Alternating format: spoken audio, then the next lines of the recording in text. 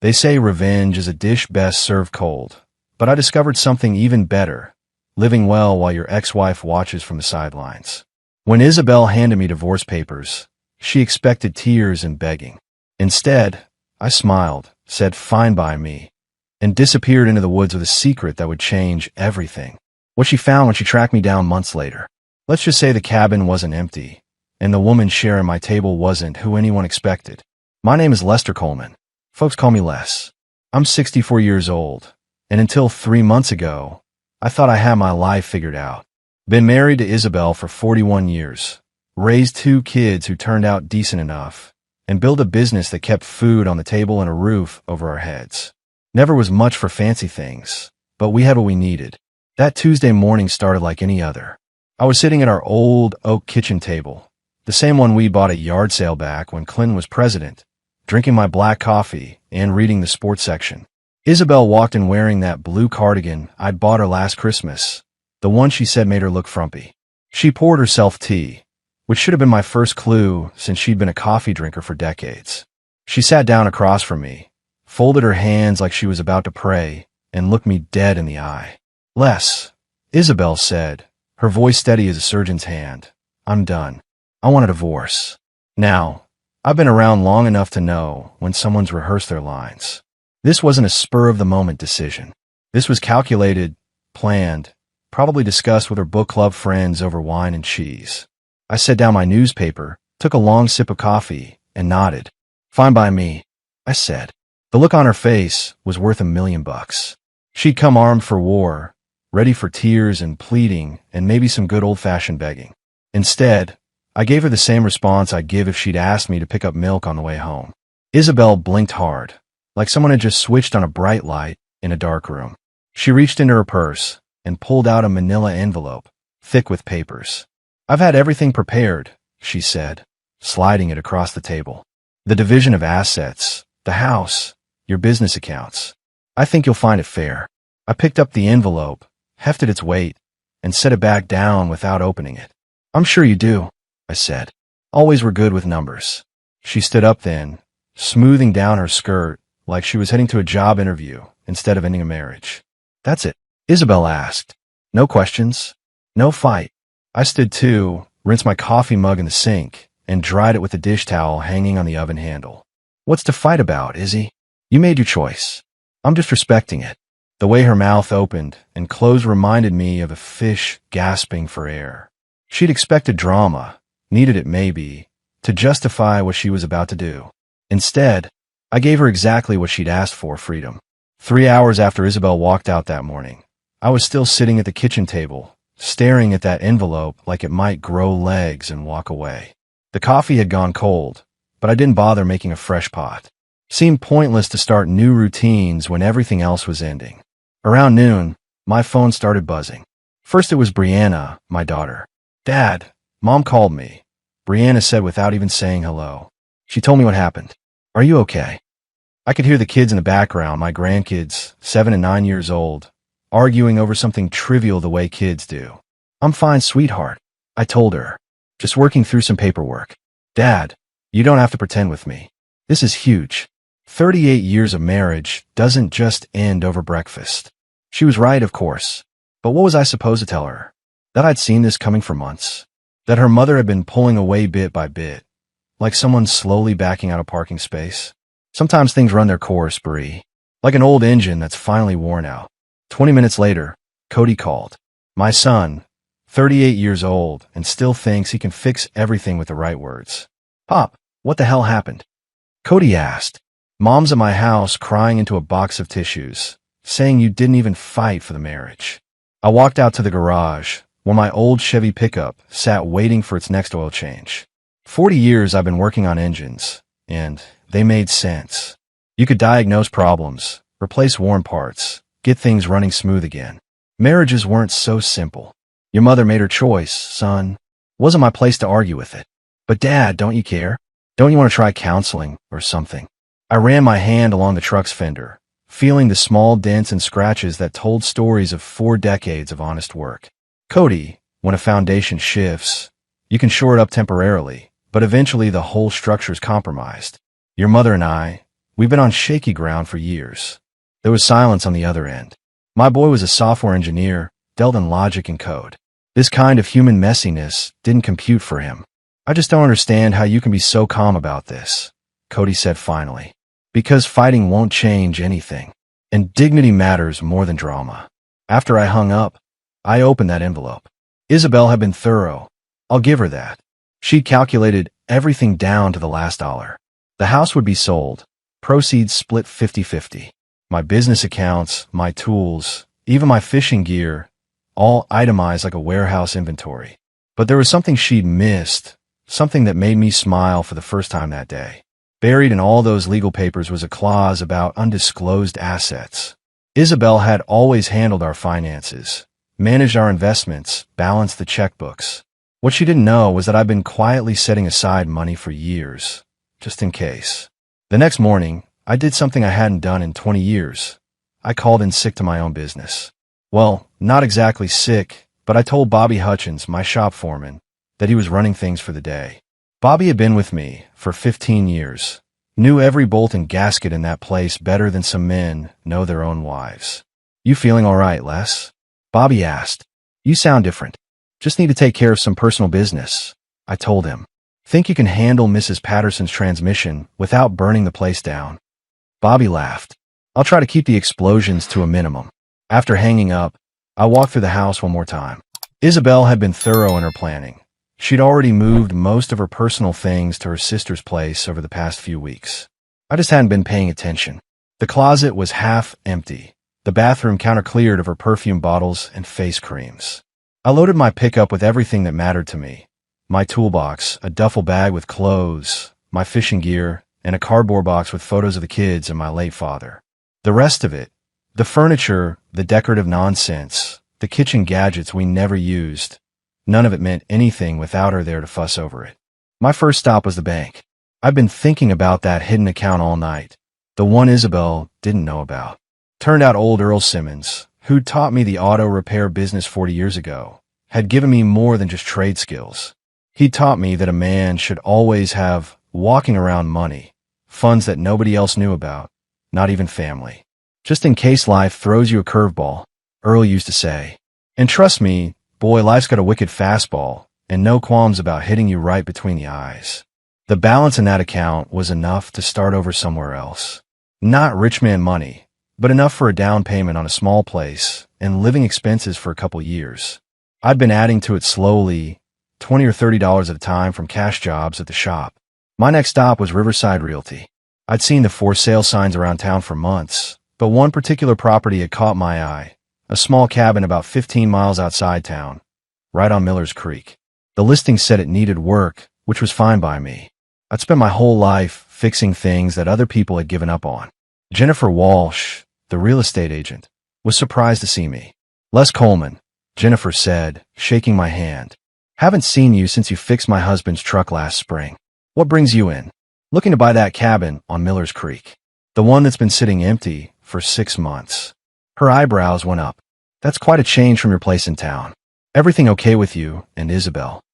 Small towns don't keep secrets very long. By evening, everyone would know about the divorce anyway. Sometimes a man needs a fresh start, I said. How soon can we look at it? The cabin was everything the listing had promised, and nothing I'd expected. Jennifer wasn't kidding when she said it needed work. The front porch sagged like a tired old man's shoulders, and the roof had more patches than quilt. But it sat on 3 acres of good land with a clear view of Miller's Creek, and the bones of the structure were solid. Previous owner was a widower, Jennifer explained as we walked through the small living room. After his wife passed, he just couldn't keep up with the maintenance. Family wants to sell it as is. The place had 2 bedrooms, 1 bathroom, and a kitchen that looked like something from the 1970s. But the living room had a stone fireplace that would throw good heat, and the master bedroom had windows facing east toward the creek. I could already picture myself drinking coffee there in the mornings, watching the sun come up over the water. What's your bottom line? I asked Jennifer. She named a price that was $30,000 less than what I had in that secret account. I'll take it, I said. Cash offer. No inspections needed. Jennifer stared at me like I'd just spoken Chinese. Les, you might want to think about this. Have a contractor look at the foundation, check the electrical, Make sure the well water's clean. Jennifer, I've been fixing things my whole life. I know what I'm looking at. The paperwork took 2 hours. Jennifer kept asking if I want to call Isabel, make sure she was okay with the purchase. I told her Isabel was no longer part of the decision-making process. By sunset, I was the owner of a rundown cabin that most people would have torn down for the land value. But standing on that sagging porch, looking out at the creek with a beer in my hand, I felt something I hadn't experienced in years. Peace. My phone buzzed with a text from Cody. Dad, Mom's telling everyone you lost your mind and bought some shack in the woods. Please tell me that's not true. I typed back. It's true, and it's the smartest thing I've done in 20 years. Then I turned off the phone and listened to the creek flowing past my property. Tomorrow I'd start fixing this place up, making it mine. Tonight, I was just going to sit here and remember what it felt like to make decisions without asking permission. The silence was broken by the sound of a truck coming up the gravel drive. I figured it was probably Jennifer coming back to double-check that I hadn't suffered some kind of mental breakdown. Instead, it was an old Ford pickup, older than mine, with a woman behind the wheel. She parked beside my truck and climbed out tall, lean, with silver-streaked brown hair pulled back in a practical ponytail. She wore jeans, work boots, and a flannel shirt like she actually used them for work. You the new owner? She asked, walking up to the porch. Les Coleman, I said, standing up and extending my hand. Raina Mitchell, she said, giving me a firm handshake. I live about a mile upstream. Wanted to introduce myself and welcome you to the neighborhood. Raina Mitchell turned out to be the kind of neighbor I'd forgotten existed, the type who showed up with practical help instead of empty pleasantries. The morning after I moved into the cabin, she appeared at my door with a thermos of coffee and a toolbox. Figured you might need an extra pair of hands, Raina said, setting the thermos on my makeshift kitchen counter. That front porch isn't going to fix itself. I'd spent the night on an air mattress, listening to the creek and making mental notes about everything that needed attention. The porch was definitely priority number 1. It wouldn't hold weight much longer. You don't have to do that, I said. I can handle it. I'm sure you can. But 4 hands work faster than 2, and I've got nothing pressing today. She wasn't kidding about knowing her way around tools. While I measured and marked the support beams that needed replacing, Raina started pulling up the rotten decking boards with the kind of efficiency that comes from years of practice. You do this kind of work professionally? I asked, impressed by her technique. Retired Air Force, Raina said, prying up another board. Spent 25 years maintaining aircraft. Buildings aren't much different. Keep the structure sound, and everything else falls into place. We worked in comfortable silence for most of the morning. No small talk, no personal questions, just 2 people focused on getting a job done right. By lunch, we'd replaced half the porch decking and reinforced the support posts. There's a diner in town that makes decent burgers, Raina said, wiping sawdust off her hands. My treat, since you provided the entertainment. Over lunch, I learned that Raina had bought her place 3 years ago after retiring from military. She'd been married once, briefly, to another airman who couldn't handle being married to a woman who outranked him. Some men can't get past their ego, Raina said, sipping her iced tea. They want a woman who needs them, not one who can take care of herself. Sounds familiar, I said, thinking about Isabel's complaints over the years. I was too set in my ways, too independent, too comfortable with silence. What about you? Raina asked. Divorce, I'm guessing, since you're starting fresh out here. 41 years, I said. She decided she wanted something different. Raina nodded like she understood completely. Sometimes the best thing that can happen to a person is having someone else make the hard decision for them. That afternoon, we finished the porch. As the sun was setting, Raina gathered her tools and headed for her truck. Same time tomorrow, she asked. That kitchen window frame needs attention before winter. You don't have to keep helping, I said. I know I don't have to. I want. After she left, I sat on my newly repaired porch with a beer, watching the creek flow past. For the first time in months, I wasn't thinking about what had gone wrong with my marriage. I was thinking about what might go right in whatever came next. Word travels fast in small towns, especially when it involves someone people thought they knew. By the end of my first week of the cabin, Isabel had apparently heard about my lady friend from at least 3 different sources. She called me on a Thursday evening while I was replacing the kitchen faucet. Les, people are saying you're living with some woman out there, Isabel said without even saying hello. People say a lot of things, Izzy. Doesn't make them true. So you're not seeing anyone. I set down my wrench and looked out the window at Raina's truck parked in my driveway. She was inside making dinner. Nothing fancy, just grilled cheese and tomato soup, while I finished the plumbing. I'm seeing whoever I want to see, I said. That's generally what happens when you get divorced. We're not divorced yet. The papers haven't been finalized. Semantics. You wanted out, you got out. What I do now isn't your concern. There was silence on the other end, then the sound of Isabel crying. Not the angry tears she used to shed during our arguments, but something softer, more broken. I didn't think you'd move on so fast, Isabel said. 41 years should count for something. It does count. It counts as 41 years of trying to be someone I'm not. After I hung up, I found Raina setting plates on my small dining table. She'd heard enough of the conversation to understand what was happening. Ex-wife? Raina asked. Soon to be. She's having second thoughts about whether I should be allowed to have a life after her. That's not how divorce works, Raina said, handing me a sandwich. She doesn't get to keep you on a shelf for emergencies. The next morning, Cody showed up unannounced. I was outside splitting firewood when his BMW pulled into the driveway, looking as out of place as a tuxedo at a barbecue. Dad, we need to talk, Cody said, climbing out of his car and looking around like he'd landed on an alien planet. Help yourself to coffee, I said, sinking the axe into another log. I'll be done here in a few minutes. I'm serious, Dad. Mom called me last night, crying. She says you're living with some stranger and acting like your marriage never happened. I set down the axe and looked at my son, 38 years old, successful, well-meaning, but still thinking like someone who'd never had his heart broken. Your mother filed for divorce, Cody. She ended the marriage, not me. But Dad, don't you think you're moving a little fast? It's only been a month. Son, your mother and I stopped being married emotionally years ago. The paperwork just made it official. Cody looked frustrated, like he was trying to solve a math problem with missing variables. What about counseling? What about trying to work things out? What about accepting that sometimes things end, and that's not always a tragedy? Before Cody could answer, Raina's truck pulled into the driveway. She parked beside his BMW and got out, carrying a bag of groceries and wearing her usual work clothes. Morning, Les, Raina said, then nodded politely to Cody. You must be one of the kids. I'm Raina. Cody shook her hand automatically, but I could see him taking inventory. Her confident handshake, her direct eye contact, the way she carried herself like someone who'd never needed anyone's permission to exist. Nice to meet you, Cody said, though his tone suggested otherwise. After Raina went inside, Cody turned to me with a mixture of confusion and concern. Dad, she seems different from Mom. That's the point, son. 2 months into my new life at the cabin, Isabel decided to pay me an unannounced visit. I was replacing the kitchen window when her silver Lexus came crunching up the gravel drive.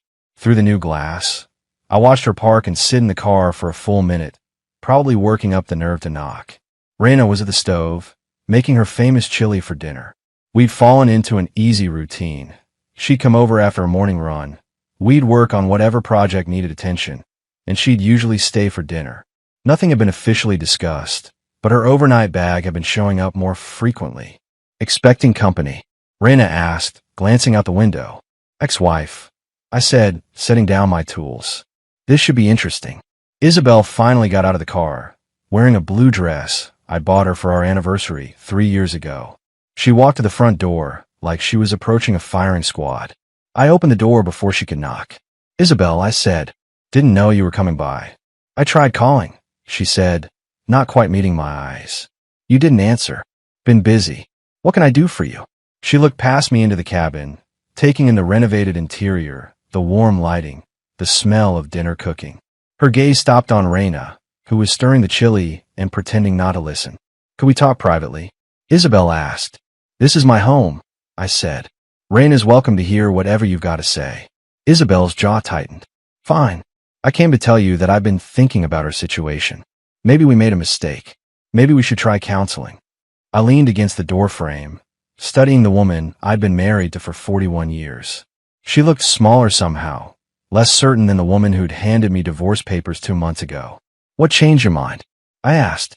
I miss you, Isabel said, her voice breaking slightly. I miss us.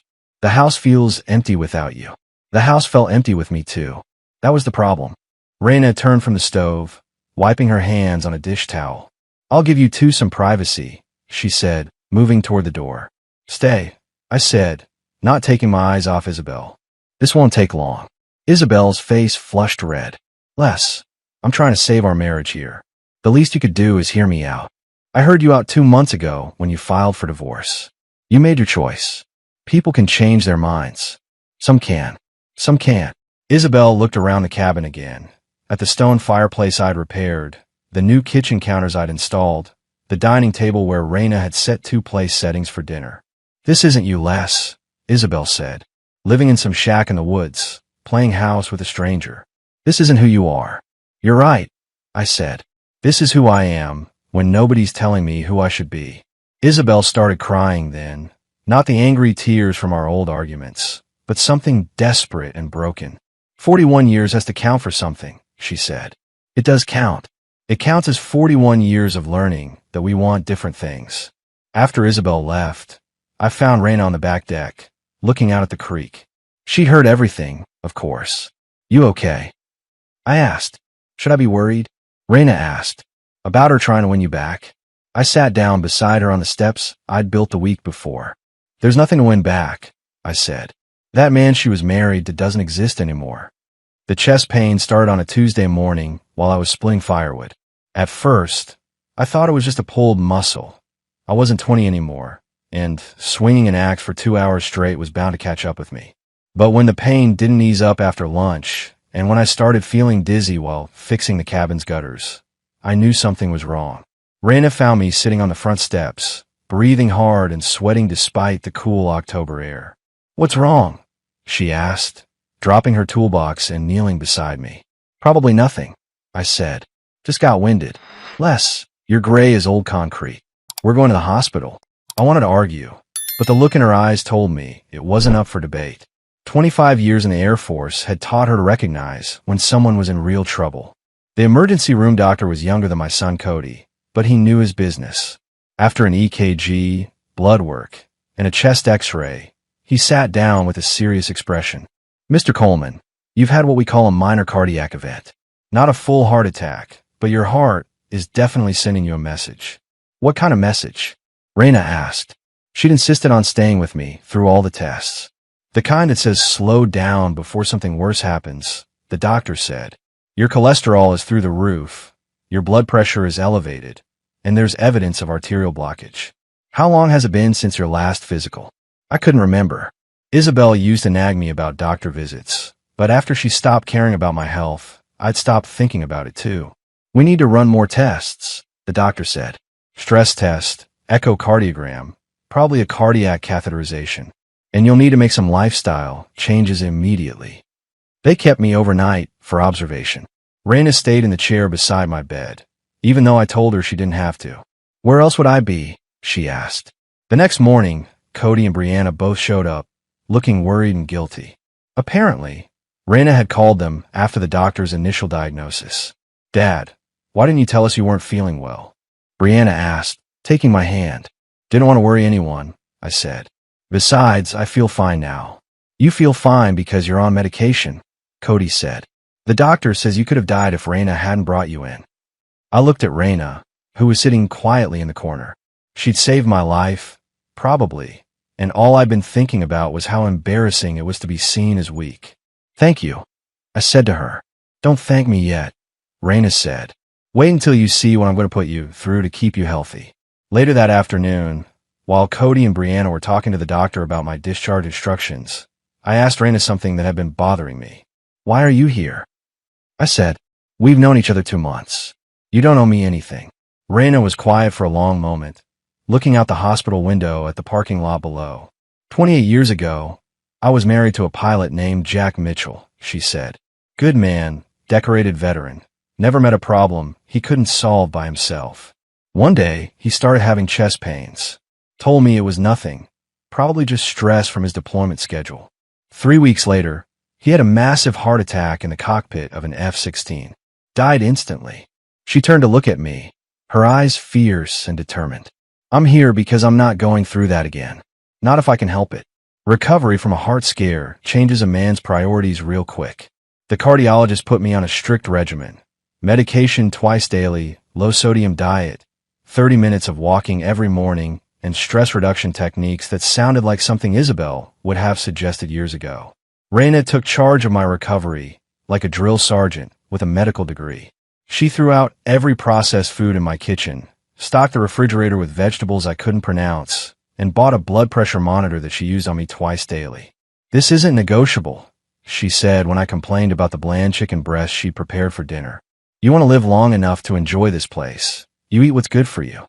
3 weeks into my new routine, Cody brought his family to visit the cabin.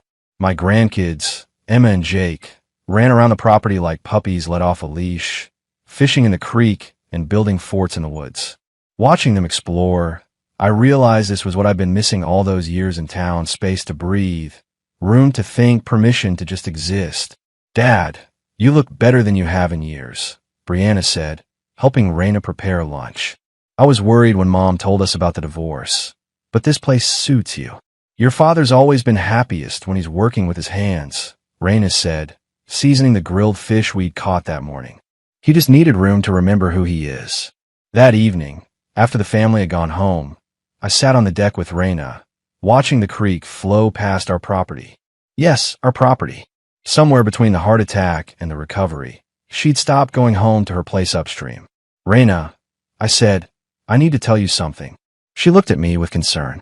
"Your chest isn't hurting again, is it?" "No, nothing like that. I need to tell you about Earl Simmons, the man who taught me the auto repair business. He gave me advice once that I never forgot." "What kind of advice?"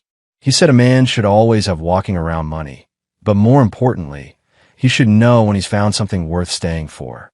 Raina smiled, the kind of smile that reaches all the way to your eyes. "And have you found something worth staying for?"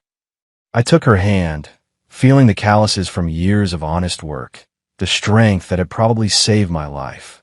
"I found someone worth changing for," I said. "Worth being healthier for. Worth being better for." 6 months later, Raina moved in permanently. We sold her place upstream and used the money to add a workshop where I could do small engine repair for the locals. The business wasn't about making money. My pension and the settlement from Isabel kept us comfortable. It was about having purpose, staying busy, keeping my hands occupied with useful work. Isabel remarried a year later to a retired insurance salesman who appreciated her organizational skills and didn't mind being managed. Cody told me they seemed happy together, which was fine by me. Everyone deserves to find their fit. 2 years after moving to the cabin, I got a call that changed everything. It was from a lawyer in Denver, telling me that Earl Simmons had passed away and left me something in his will. Earl had been like a father to me after my own dad died young. He taught me everything about fixing engines, running a business, and treating customers with respect. What I didn't know was that he'd been watching my life from a distance, keeping track of how things turned out. "Mr. Coleman," the lawyer said, "Mr. Simmons left you his entire estate. His house, his savings, and his classic car collection. He said you were the son he never had. The inheritance was substantial, enough to secure our future completely and leave something meaningful for my grandchildren. But more than the money, it was Earl's letter that got to me." Les, the letter read, "If you're reading this, it means you've finally figured out what I tried to teach you 40 years ago. A man's worth isn't measured by what he accumulates, but by what he's willing to walk away from when it's not serving him anymore. I heard about your divorce and your new life. Proud of you for finally putting yourself first." Raina found me sitting on the deck that evening, reading Earl's letter for the 3rd time. "Everything okay?" she asked, settling into the chair beside me. "More than okay," I said, handing her the letter. "It's like he's giving me permission to be happy." "You didn't need his permission for that." "Maybe not, but it helps to know someone was paying attention." That fall, Cody brought troubling news. His marriage was falling apart, and he was struggling with the same issues I'd faced, feeling trapped, unappreciated, slowly dying inside a relationship that had stopped being a partnership. "What should I do, Dad?" he asked during one of his weekend visits. I thought about Earl's advice, about walking away money, about knowing when you've found something worth staying for. "Son, only you can answer that. But I'll tell you what I learned. Life's too short to spend it pretending to be someone you're not." 6 months later, Cody filed for divorce. It was messy and expensive, But he came through it with his dignity intact and a clearer sense of what he wanted from life. The grandkids visit every other weekend now. Emma's learning to fish, and Jake's already talking about building his own cabin someday. Raina teaches them practical skills: how to change a tire, how to read a map, how to start a fire without matches. Why do we need to know this stuff? Emma asked during her last visit. Because self-reliance is the foundation of freedom, Raina told her. You can't control what life throws at you, but you can control how prepared you are to handle it. Looking back, I realized that Isabel filing for divorce was the best thing that ever happened to me. Not because our marriage was terrible, but because it forced me to become the man I was meant to be instead of the man I thought I was supposed to be. Some people spend their whole lives trying to fix what's broken. Sometimes the wisest thing you can do is walk away and build something new. Earl knew that. Raina knows that. And finally, at 66 years old, so do I.